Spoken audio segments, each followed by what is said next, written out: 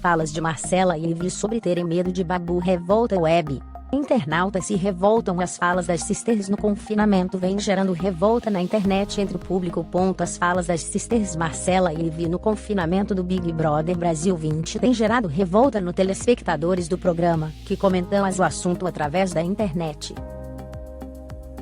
As falas aconteceram em um momento na qual as duas participantes estavam conversando com Thelma na sala do confinamento. Em meio à conversa, a médica declarou que sentia medo de conversar com Babu. Ivy também comentou que estava conversando com o ator durante a última festa do confinamento, e ele saiu andando no momento. A modelo também afirmou que tem receio de conversar com o brother.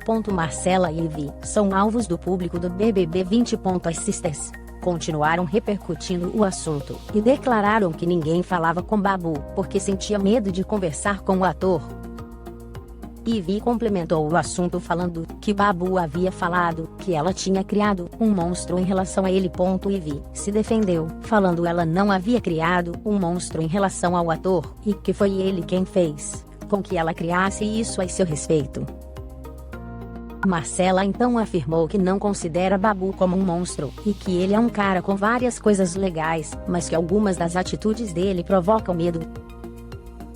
Ao ouvir o assunto das sisters, Thelma se posicionou e questionou do que elas tinham medo em relação a Babu, e provocou, perguntando se elas tinham medo dele bater nelas.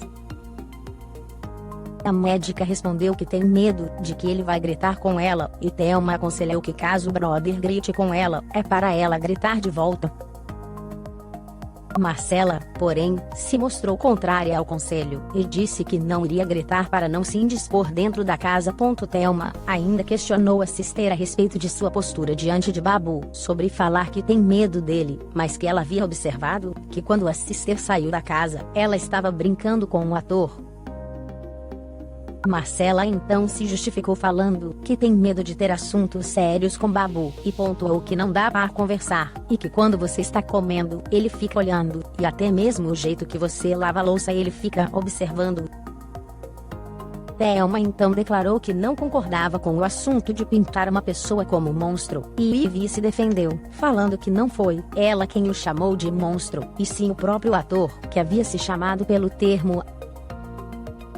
Marcela ainda argumentou falando que tem medo de conversar com Babu, e que elas ficam esperando que ele saia da cozinha, para que elas possam ir ao local para comer, e que isso significa que ela tem medo do ator.